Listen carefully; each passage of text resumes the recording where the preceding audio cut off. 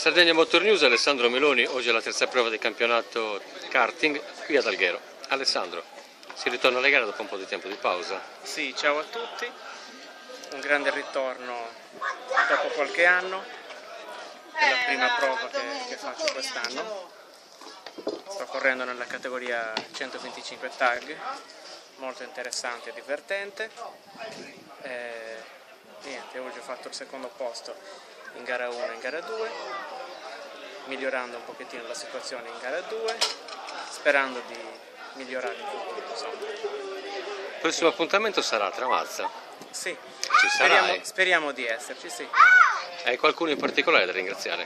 Sì, si ringrazia tutta l'organizzazione che riesce sempre a mettere su delle belle giornate in pista e niente. Oggi hai radunato quasi 50 piloti. Sì, e tutti gli amici che vengono sempre ad aiutarmi in pista, in particolare Carlo, che riesce sempre a tirar fuori la messa a punto dell'ultimo minuto.